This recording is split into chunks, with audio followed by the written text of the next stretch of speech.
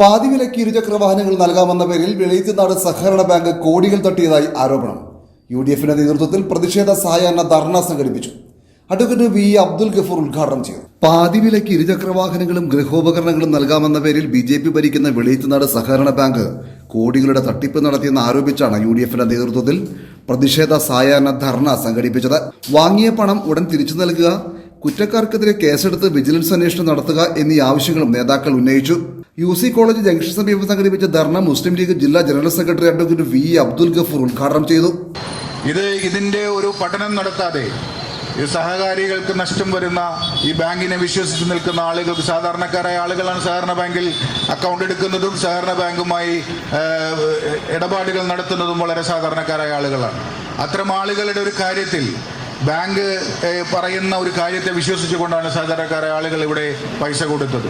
ഈ പൈസ ബാങ്ക് തിരിച്ചു കൊടുക്കണം എന്നുള്ളതാണ് നമുക്ക് പറയാനുള്ളത്. തിരിച്ചു കൊടുക്കുമ്പോൾ ഇവർ ഈ പൈസ ഈ തട്ടിപ്പ് നടത്തിയ ആളുകൾക്ക് കൊടുത്തിട്ടുണ്ടോ എന്നുള്ള കാര്യത്തെപ്പറ്റി ഇപ്പോഴും വ്യക്തതയില്ല. അങ്ങനെ തട്ടിപ്പ് നടത്തിയ ആളുകൾക്ക് ഈ തുക കൊടുത്തിട്ടുണ്ടെങ്കിൽ ഈ തുക ഈ ബാങ്കിന്റെ അക്കൗണ്ടിൽ നിന്ന് എടുത്തു കൊടുക്കാൻ സാധിക്കുമോ? അത് അവരുടെ കയ്യിൽ നിന്ന് തിരിച്ചെടുത്ത് കൊടുക്കേണ്ടതല്ലേ?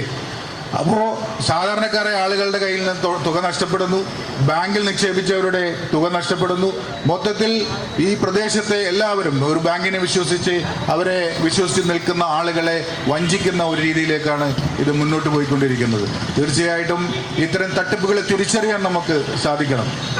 ഞാൻ നേരത്തെ സൂചിപ്പിച്ചതുപോലെ നമ്മൾ ഈ സാധാരണക്കാരായ ആളുകൾ തട്ടിപ്പിൽ വീഴുന്നത് ഈ ജീവിത സാഹചര്യത്തിന് സമ്മർദ്ദം മൂലമാണ്. അത്ര ജീവിത സാഹചര്യത്തിന് സമ്മർദ്ദം എന്ന് പറയുന്ന ആ സാഹചര്യം മാറ്റാൻ ഇവിടുത്തെ ഭരണകൂടങ്ങൾക്ക് കഴിയൂ. അങ്ങനെ സമ്മർദ്ദം ഉണ്ടാകുന്ന ആളുകൾ ഇത്തരം വലയിൽ ചെന്ന് വീഴാതിരിക്കാനും അതിനെ സംരക്ഷിക്കാനും ഇവിടുത്തെ ഭരണകൂടത്തിന് സാധിക്കുകയുള്ളൂ. അവരിതിനൊന്നും ശ്രദ്ധ ചെലുത്തുന്നില്ല എന്നുള്ളതാണ് ഇത്തരം തട്ടിപ്പുകൾ ദിനപ്രതി വർദ്ധിച്ചുകൊണ്ടിരിക്കുന്നത് എന്ന് നമുക്ക് മനസ്സിലാക്കാൻ സാധിക്കുന്നുണ്ട്. UDF നിയോജക മണ്ഡലം ചെയർമാൻ ഫ്രാൻസിസ് തറയിൽ അധ്യക്ഷത വഹിച്ചു.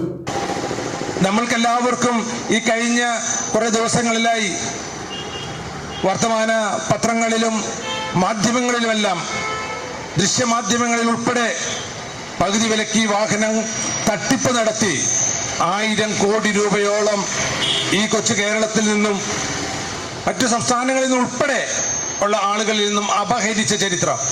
ആരാണ് ഈ തട്ടിപ്പുകാരൻ? ഈ തട്ടിപ്പുകാരനെ പൂവിട്ട് പൂജിച്ച് നമ്മുടെ നാട്ടിൽ കൊണ്ടുവന്ന BJPക്കാർ ഇവിടെ ഉദ്ഘാടക പ്രാസംഗികൻ പറഞ്ഞതുപോലെ അദ്ദേഹത്തിന്റെ ചരിത്രം പരിശോധിച്ചിട്ടാണോ കൊണ്ടുവന്നത്? മുസ്ലിം ലീഗ് പഞ്ചായത്ത് പ്രസിഡന്റ് KM ജാഫർ സ്വാഗതം പറഞ്ഞു. UDF കൺവീനർ മുഹമ്മദ് അഷ്റഫ്, കോൺഗ്രസ് മണ്ഡലം പ്രസിഡന്റ് EM അബ്ദുൽ സലാം, മറ്റു നേതാക്കളായ VK Abdul Aziz, VI Karim, advocate Ziyauddin, AM Abu, Ashraf Areekodath, Zaibunnisa Rasheed, മെമ്പർമാരായ സൂസൻ വർഗീസ്, നദീറ ബീരാൻ, സുമംഗലി ഷാജി, അലി, കാസിം, സാറ റഹീം, ഉമയർ, മോഹനൻ കുന്നത്ത്, അബു, അജയ്കുമാർ, അബ്ദുള്ള, അഫ്സർ, ബിനു, അബ്ദുൽ കരീം തുടങ്ങിയവർ സംസാരിച്ചു.